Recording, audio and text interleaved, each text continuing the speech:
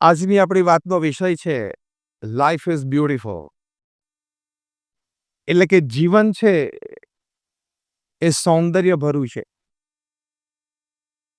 જીવન છે એ આનંદદાયી અને સુખદાયી છે.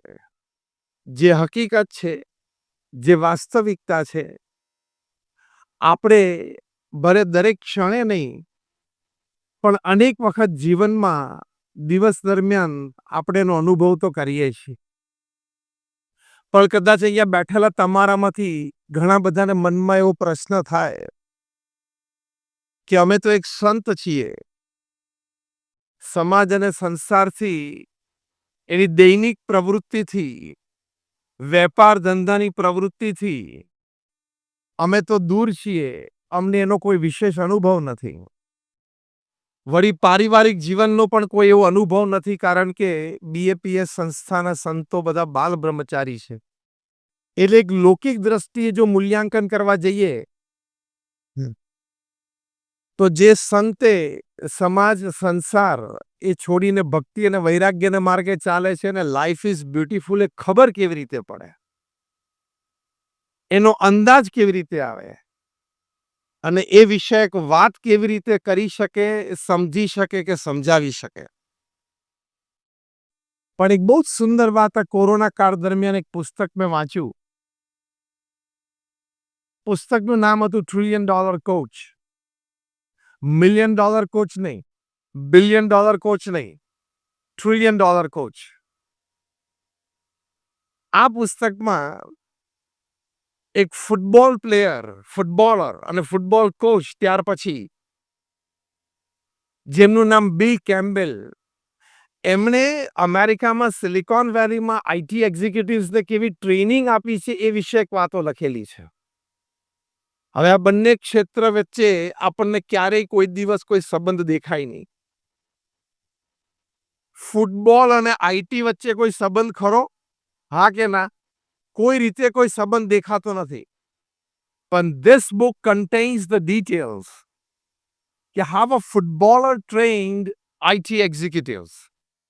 અને સામાન્ય આઈટી એક્ઝિક્યુટિવ્સ નહીં, ગૂગલ કંપનીના માલિક લેરી પેજને ટ્રેનિંગ આપી ફૂટબોલર બિલ કેમ્બેલે. ગૂગલ કંપનીના vice president products Eric Schmidt, એને પણ ટ્રેનિંગ આપી ફૂટબોલર બિલ કેમ્બેલે. સિલિકોન વેલીની એક બીજી મોટી આઈટી કંપની, એના એક સિનિયર એક્ઝિક્યુટિવ જોનાથન રોઝનબર્ગ, એને પણ ટ્રેનિંગ આપી આ ફૂટબોલર બિલ કેમ્બેલે. એટલે ટ્રેનિંગ લેનાર વ્યક્તિઓ પણ કોઈ આઈટી ક્ષેત્રમાં સામાન્ય નહોતા કે બીઆઈટી થયા હોય, તાજો નવો હોય, પ્રાઇવેટ કોલેજમાંથી ગ્રેજ્યુએટ થયો 55% કોમ્પ્યુટરમાં એડમિશન લઈ આવે એવા નહોતા. Talking of Google. તો એ લોકોએ આ પુસ્તકમાં પોતાના અનુભવો લખ્યા છે કે અમને બિલ કેમ્બેલે શીખવાડ્યું શું, અમે એની પાસેથી શું શીખ્યા. તો બહુ જ સરસ વાત આ $1 ટ્રિલિયન કોચ પુસ્તકમાં લખાણી છે કે તમારે કોઈને કોચિંગ આપવું હોય, ટ્રેનિંગ આપવી હોય, તો એક કંપનીના પ્રોડક્ટ વિશે જાણવાની તમારે કોઈ જરૂર નથી. એ કંપનીના મેન્યુફેક્ચરથી માંડીને સેલ્સ સુધીના સ્ટ્રક્ચર જાણવાની તમારે કોઈ જરૂર નથી. એ કંપનીની સેલ્સ અને માર્કેટિંગ પોલિસી વિશે તમારે જાણવાની કોઈ જરૂર નથી. તો આપણને આશ્ચર્ય થાય ને કે આ બધું જાણવાની જરૂર ના તો પછી એ કંપનીના એક્ઝિક્યુટિવ્સે ટ્રેનિંગ શું આપી. તો આ $1 ટ્રિલિયન કોચ પુસ્તકમાં આઈટી એક્ઝિક્યુટિવ્સ અનુભવ લખ્યા છે કે બિલ કેમ્બેલ અમને એક જ વાત શીખવાડી જે મૂળભૂત હતી કે તમે જે સિનિયર મેનેજમેન્ટમાં ટીમ મેમ્બર્સ છો, પછી મિડલ મેનેજમેન્ટમાં તમે જે ટીમ મેમ્બર્સ છો અને જ્યાં લોઅર મેનેજમેન્ટમાં ટીમ મેમ્બર્સ છો, એક ટીમ તરીકે તમે જ્યારે સાથે કામ કરો છો, તમારે અંદર એકબીજા પ્રત્યે સંપ અને સહિષ્ણુતા કેટલા છે, એકબીજા પ્રત્યે તમારે આદર અને પ્રેમ કેવો છે, એકબીજાને તમે કેટલા સ્વીકારો છો, એકબીજાની ભૂલને ઢાંકવાનો કેટલો પ્રયત્ન કરો છો, એકબીજાને કેટલા પૂરક બનો છો, એકબીજાના વિચારોને સમજવાનો કેટલો પ્રયત્ન કરો છો. અને ઓફિસમાં ટીમ તરીકે તમે સાથે બેસીને ધંધાના વિકાસની ચર્ચા કરતા હોય, એ સિવાયના કોઈ સમયમાં તમે પરિવાર સાથે મળીને એકબીજા સાથે આનંદ કરો છો કે નહીં? આટલી જ વાતો અમને બિલ કેમ્બેલે શીખવાડી, કારણ કે બિલ કેમ્બેલે અમને એવું કીધું કે ફૂટબોલમાં skills are important, more important is teamwork and coordination. The same applies in your business. બિઝનેસમાં પણ વ્યક્તિગત રીતે આવડત, હોશિયારી, બુદ્ધિમત્તા, અનુભવની કિંમત ખૂબ છે, પણ એના કરતા પણ મોટી કિંમત છે ટીમવર્કની. ટીમવર્ક યોગ્ય હોય તો બિલ કેમ્બેલે આઈટી એક્ઝિક્યુટિવ્સને એવું શીખવાડ્યું, product is a by product, sales is a by product, marketing is a by product. એ જાતે ખીલશે, ખુલશે અને તમને લાભ થશે. હવે એક ફૂટબોલર છે, એ આઈટી એક્ઝિક્યુટિવ્સને ટ્રેનિંગ આપી શકતો હોય તો બીએપીએસ સ્વામિનારાયણ સંસ્થાના સંતો ભગવાન સ્વામિનારાયણ વખતથી એક સ્વામિનારાયણીય પ્રણાલિકા છે કે સમાજની વચ્ચે રહે છે, ઘરે ઘરે ફરે છે, પરિવારના પ્રશ્નોને સાંભળે છે અને સમજવાનો પ્રયત્ન કરે છે અને એમાં ચર્ચા કરીને ઉકેલ આપવાનો પ્રયત્ન કરે છે. તો પછી એમને પણ કંઈક ટ્રેનિંગ અને કોચિંગ આપવાનો અધિકાર તો કુદરતી આવી જાય છે ને. If a footballer can coach an IT executive, saints of BAPS can definitely tell you a couple of things. અને એનાથી મોટી વાત, અમારા ગુરુ પ્રમુખ સ્વામી મહારાજ, જેમનો જન્મ શતાબ્દી મહોત્સવ હમણાં અમદાવાદમાં ખૂબ ધામધૂમપૂર્વક 1 મહિનાનો ઉજવાણો. 30 દિવસમાં 1,21,00,000 લોકો આવ્યા, રોજના 4 લાખ લોકો આવ્યા. 15 જેટલા પ્રદર્શનો અને લાઈવ પ્રેઝન્ટેશન્સ હતા. 80,000 સ્વયંસેવકોએ નિસ્વાર્થ ભાવે સેવાઓ કરી. હુઝ ઓફ ઇન્ડિયા ત્યાં પરમ પૂજ્ય મહંત સ્વામી મહારાજના દર્શન આશીર્વાદ માટે આવ્યા. એ પ્રમુખ સ્વામી મહારાજનો જે અનુભવ એ તમારી સાથે આજે શેર કરવાનો છે. You can share ideas, that is fine. You can share project planning, that is fine. You can share creativity, that is fine. But more important, you share experiences. તમે અનુભવ શેર કરો એ બહુ મોટી વાત છે. તો પ્રમુખ સ્વામી મહારાજને જનજીવનનો અનુભવ, જનમાનસનો અનુભવ, જન પ્રકૃતિનો અનુભવ એ જે કક્ષાએ હતો એ અત્યારે કદાચ 750 કરોડની પ્રજામાં પૃથ્વી ઉપર કોઈને નથી. પ્રમુખ સ્વામી મહારાજ એમના જીવનકાળ દરમિયાન દુનિયાના 60 દેશોમાં 18,000 ગામો અને શહેરોમાં ફર્યા. અહીંયા આપણામાંથી કોઈ એવું બેઠું નથી જે 18,000 ગામો અને શહેરોમાં ગયા હોય અથવા જશે. Am I right or wrong? Raise your hands if you say yes. જો બધા હાથ ઊંચો કર્યો. પ્રમુખ સ્વામી મહારાજને લોકો વ્યક્તિગત પ્રશ્ન હોય, પોતાનો પારિવારિક પ્રશ્ન હોય, વ્યવસાયિક પ્રશ્ન હોય, એની માટે પત્ર લખતા. એવા 7.5 લાખ પત્રોના લેખિત જવાબ પ્રમુખ સ્વામી મહારાજ આપ્યા છે. At an unbelievable average of reading and answering more than 70 letters a day without a Sunday for 45 years. 45 વર્ષ સુધી રોજના 70 પત્રો પ્રમુખ સ્વામી મહારાજે વાંચ્યા અને એનો ઉત્તર આપ્યો છે. અને ઉત્તર ફક્ત આશીર્વાદ નહીં, સ્પષ્ટ અને સચોટ નિર્ણય, માર્ગદર્શન, આશ્વાસન અને આશીર્વાદ. Responsible answering. અને આજે તમને સમાજમાં એક પણ એવી વ્યક્તિ નહીં મળે કે મેં પ્રમુખ સ્વામી મહારાજને પત્ર લખેલો, મારા પ્રશ્નનું સમાધાન પ્રમુખ સ્વામી મહારાજે મને લિખિત સ્વરૂપમાં આપ્યું, એ સમાધાન પ્રમાણે હું ચાલ્યો, હું આજે દુઃખી છું, એવું એક પણ વ્યક્તિ તમને નહીં મળે.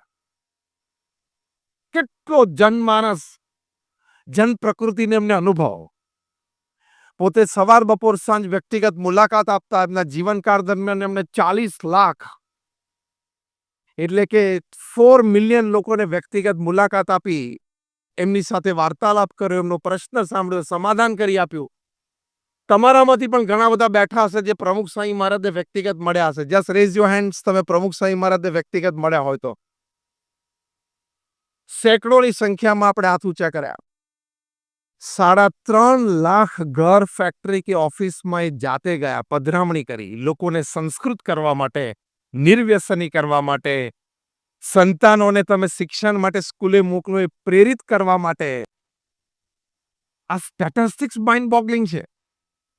This is beyond the can of human intelligence. માણસની બુદ્ધિમાં ન બેસે એવા આંકડા છે. અને સાથે સાથે હવે બધા સાંભળજો. તમે બધા અહીં અંકલેશ્વરના આગેવાન શ્રીઓ બેઠા છો. તમારે અહીંયા નાના મોટા વેપાર ધંધા છે, નાની મોટી મેન્યુફેક્ચરિંગ યુનિટ્સ છે. તમે જ્યારે દેશના આર્થિક તંત્રને અને રોજગારને બહુ જ મોટો ટેકો આપી રહ્યા છો. એક યુનિટ ઊભું કરવું કે એક કારખાનું ઊભું કરવું એટલે શું થાય તમને ખબર પડતી હશે. એમ આઈ રાઈટ ઓર રોંગ? પ્રમુખ સ્વામી મહારાજે એમના જીવનકાળ દરમિયાન 45 વર્ષમાં 1300 સંસ્થાઓ ઊભી કરી. એટલે તમારી ભાષામાં કહું તો 45 વર્ષમાં 1300 યુનિટ ઊભા કર્યા. મારી દ્રષ્ટિએ કદાચ 20% અંકલેશ્વર. અરે that too after the age of 51. આ પ્રમુખ સ્વામી મહારાજના જેટલા પણ આ સ્ટેટિસ્ટિકલ આંકડાઓ બોલ્યો એ બધા 51 વર્ષની ઉંમરના પછીના છે. જ્યારે બૌદ્ધા લોકોને મનમાં રિટાયરમેન્ટના વિચારો આવવાની શરૂઆત થઈ જાય. શારીરિક માનસિક રીતે હું શક્તિહીન છું, મારી શક્તિ ઓછી થતી જાય છે એવો વિચારો આવવા માંડે. When he starts withdrawal, પ્રમુખ સ્વામી started his career. પ્રમુખ સ્વામીની કારકિર્દી 51 વર્ષે શરૂ થઈ. એ ગુરુપદે આવ્યા ત્યારથી 51 વર્ષથી 95 વર્ષની ઉંમર સુધી 45 વર્ષમાં 1300 સંસ્થા. હવે હું તમને એક કહાની કહું, એ સાંભળજો.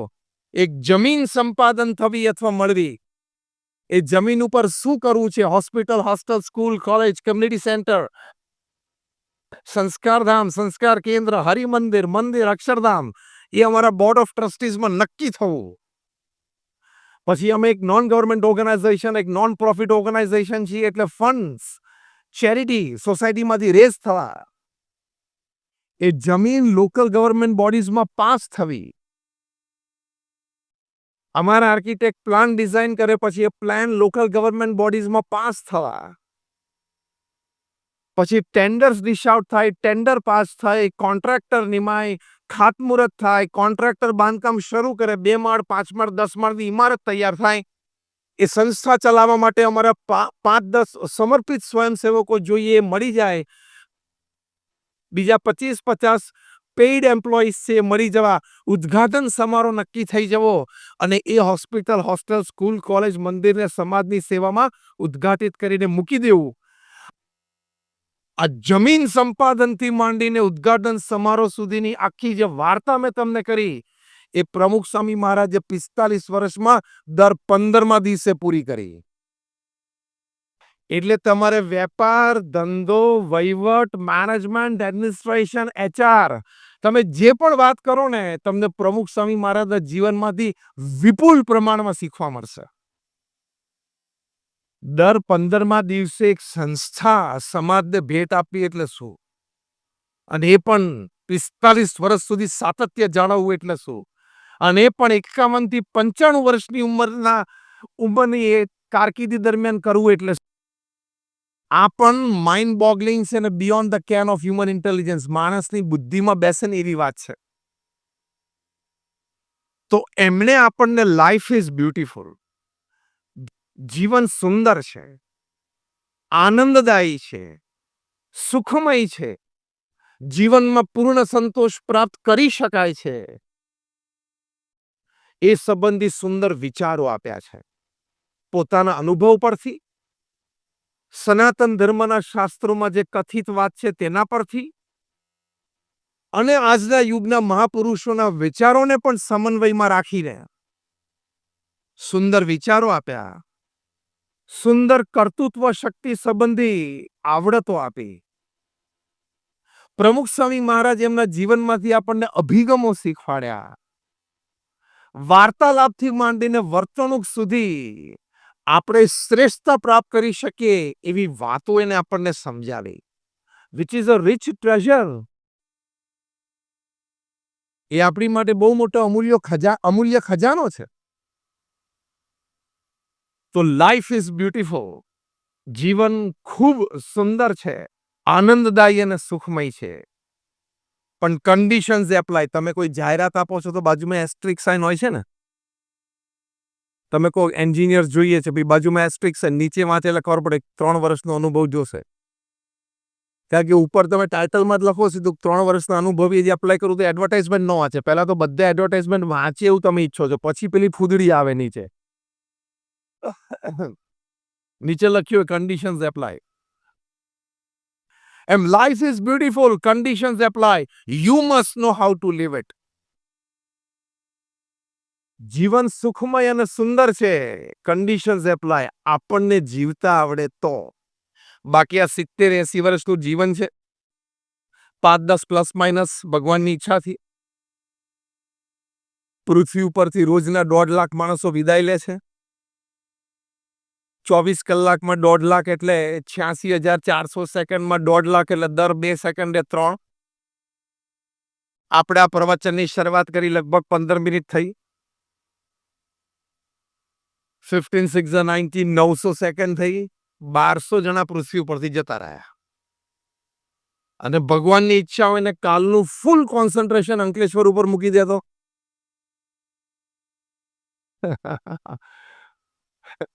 ફૂલ પિકઅપ અંકલેશ્વરમાંથી રાખે તો આપણાથી કાંઈ થઈ શકે એમ છે?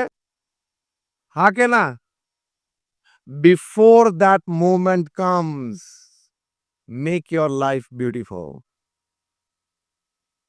એક ક્ષણ આવી જાય એ પહેલા જીવન જીવી લેવું. બીજું બધું ઓછું વધતું થયું કે ના થયું, આપણે આપણી મરણ પથારીએ હોય ત્યારે છાતી ઉપર હાથ મૂકીને એટલું તો કહી શકવા જોઈએ ને પોતાની જાતને, yes I lived my life. હું મારું જીવન જીવ્યો. એટલો તો સંતોષ થવો જોઈએ કે નહીં? એ સંતોષ ના થયો તો પછી મન એમ કે ધક્કો ખાધો. શું કે?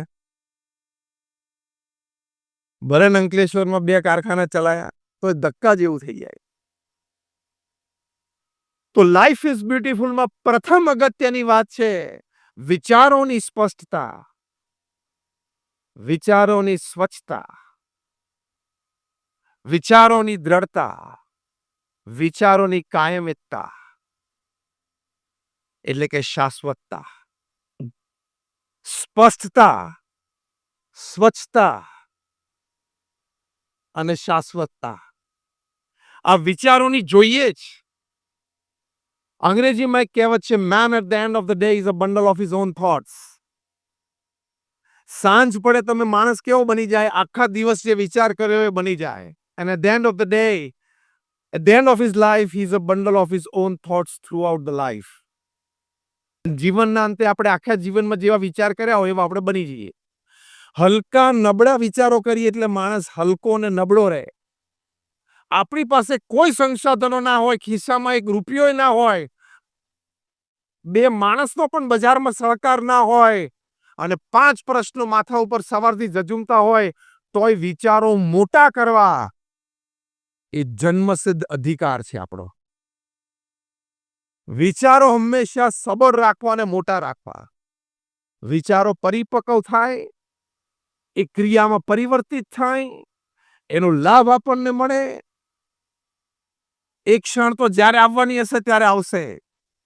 આજે વિચાર કરવો એ તો મારા હાથની વાત છે. યસ ઓર નો?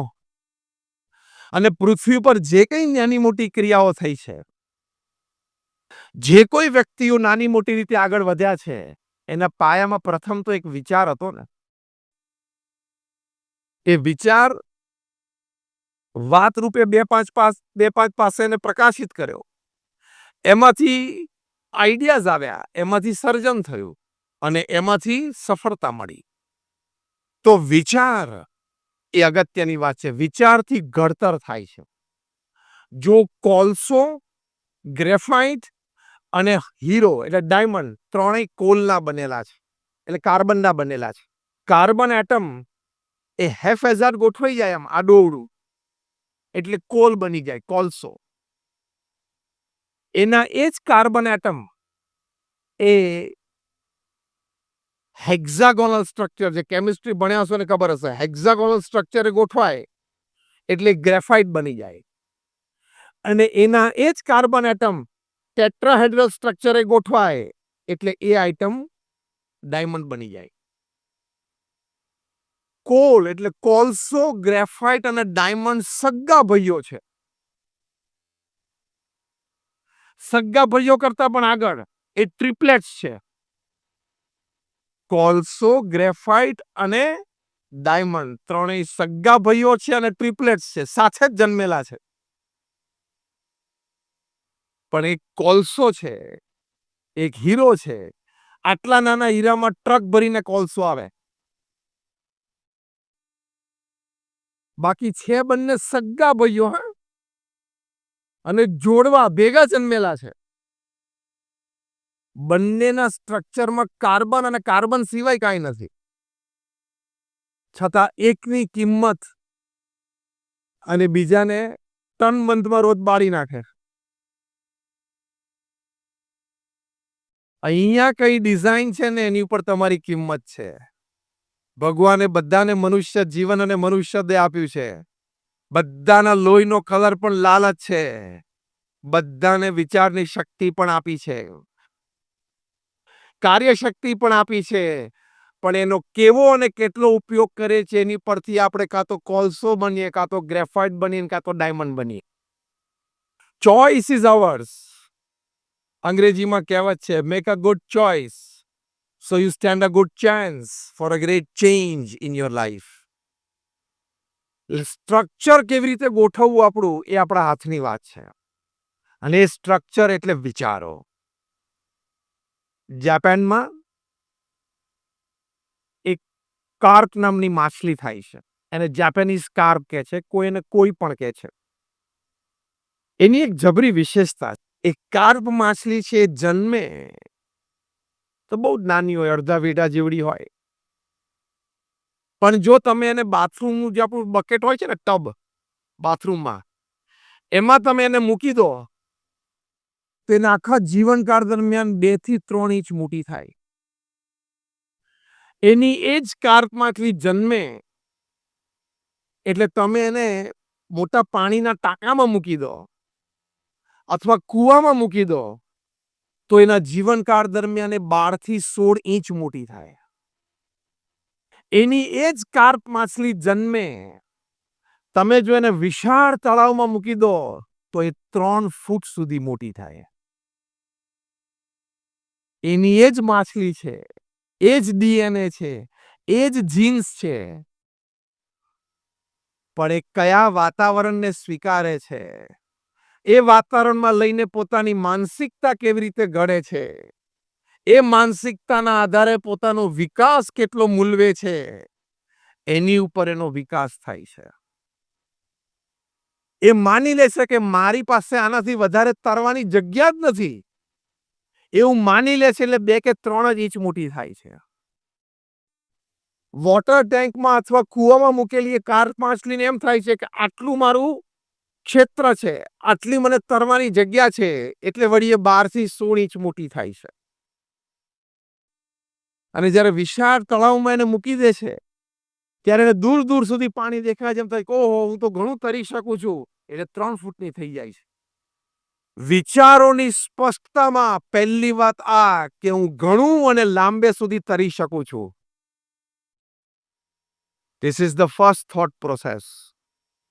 તમારામાંથી ઘણા બધા એવા હશે કે જ્યારે અહીંયા આવ્યા ત્યારે સામાન્ય પરિસ્થિતિમાં હશો. આજે તમે નાનું મોટું કારખાનું કર્યું, નાનું મોટું ટ્રેડિંગ કરો છો અને તમે પ્રગતિના પંથે છો. તમે જેટલી તમારી મર્યાદા સ્વીકારી લો એટલો જ તમારો વિકાસ થાય. તમે એમ નક્કી કરો કે મારો વિકાસ અમર્યાદ થઈ શકે છે, તો અમર્યાદ વિકાસ થાય. ચાયવાળા પણ ભારતના પ્રધાનમંત્રી બની શકે. વિચારની વિશાળતા, કે અમર્યાદ વિકાસ મારો શક્ય છે. આ વાક્ય મારી સાથે બોલજો, અમર્યાદ વિકાસ મારો શક્ય છે. અમર્યાદ વિકાસ આપણો શક્ય છે એ આપણે રોજ સવારે પોતાની જાતને કહેવું. I am born to grow, I am born to succeed. હું જન્મ્યો છું સર્વાંગી વિકાસ માટે, હું જન્મ્યો છું સફળતા માટે. બાકી પ્રમુખ સ્વામી મહારાજ 5 ધોરણ ભણેલા હતા. આજે 5 ધોરણ ભણેલી વ્યક્તિએ પણ 64 જેવા નાના વડોદરા જિલ્લાના ગામડામાં અંગ્રેજીનું એક વાક્ય બરોબર ન બોલી શકે. એ વ્યક્તિને બ્રિટિશ પાર્લામેન્ટમાં એમનું સન્માન થાય, કેનેડાની પાર્લામેન્ટમાં એનું સન્માન થાય, કેન્યાની પાર્લામેન્ટમાં એનું સન્માન થાય, કેટલી બધી કી ટુ ધ સિટીઝ એમને અમેરિકામાં મળે, ગાંધીનગર અને અક્ષરધામ, ગાંધીનગર અને દિલ્હી જેવા અક્ષરધામનું એ સર્જન કરે, એ કોઈ સામાન્ય વાત છે? એટલે પહેલી અગત્યની વાત છે વિચારો હંમેશા મોટા કરવા, કે થશે અને થઈ શકે છે. અંગ્રેજીમાં એક કહેવત છે, sow a thought, reap an act. Sow an act, reap a habit. Sow a habit, reap a character. Sow a character, reap a destiny. એટલે કે તમે જેવા વિચાર કરશો એવી તમારી ક્રિયાઓ થશે. એ ક્રિયાઓ તમે ગ્રેજ્યુઅલી કરતા થશો એટલે તમારી આદતો બનશે.